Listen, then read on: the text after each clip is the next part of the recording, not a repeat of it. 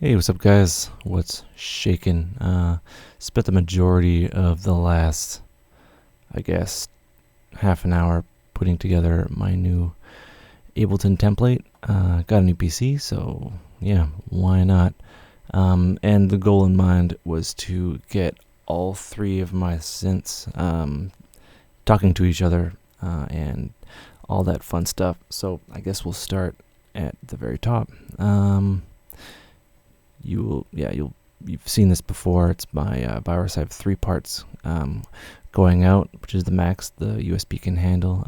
3 MIDI datas going into the device, controlled by the VST, and then the output is outputted accordingly. And that's been in my setup for, I guess, 2 years now since I got it.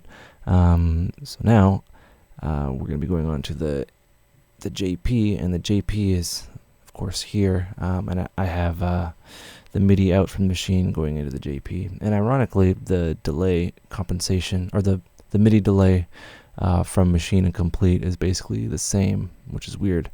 But we'll get into that a little bit later. So yeah, basically JP is 2 parts. So it's 2-part multi-timbral. So you have your upper and your lower, and MIDI channel 1 and MIDI channel 2 controls that. So this would be the first layer, that classic sound,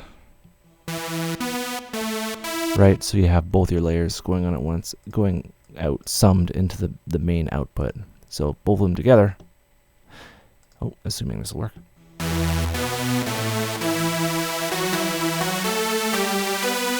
right? So a very fat sound, and that's from the JP. Next we have the Nord. The Nord is 4 parts multi-timbral, and it has quite a bit more voices, and it's right here. And it's part A through D.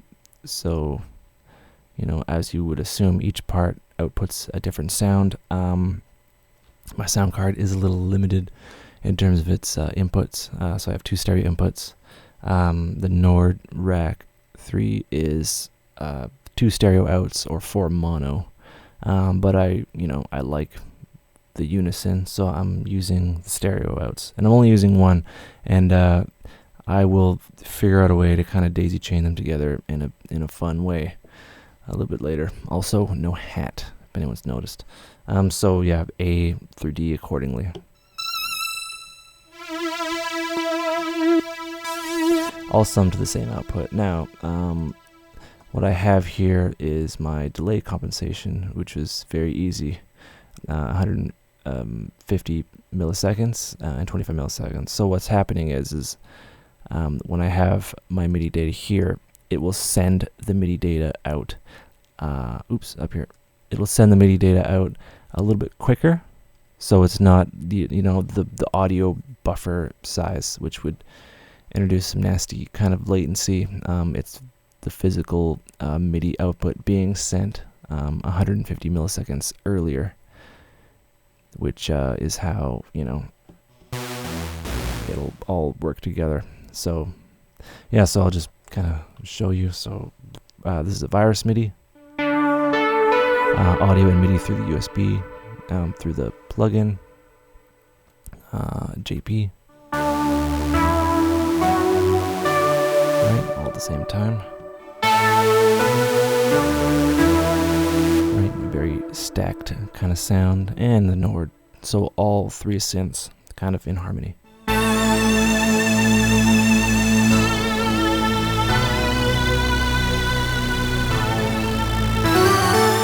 Right, and yeah, I got the best of, I guess, all worlds. Like a lot of people, nothing wrong with this, but a lot of people, they have kind of a fetish for analog synths, but I am the opposite. I really like digital synths from the late 90s, early 2000s. They really have something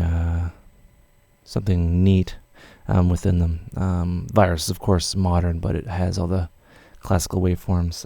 The Nord has that interesting modulation and unison, and the JP, if I have to explain that, I'm not even going to explain that. It's the Super Saw. And, you know, all of its neat little chorus effects, which makes it awesome. And then, of course, I have my audio for loops and one-shots and yada-da-da-da. You know, no really explanation needed there. Then, of course, I have my MIDI just for, you know, maybe dropping in a VST. And then I can always duplicate that later, which is good. My machine VST, still using 1.8, just because I might get the new one, I don't know.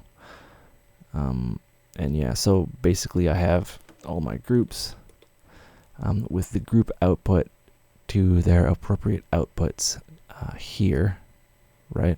So groups A through D output through groups A through D on here.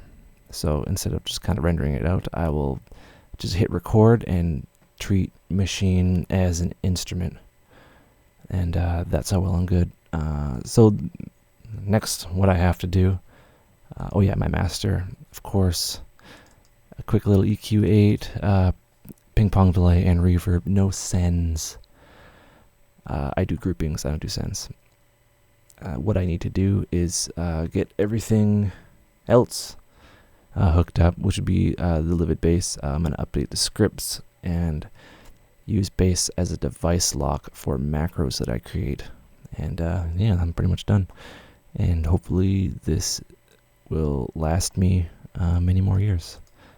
All right, take care. Hope you enjoyed the tour.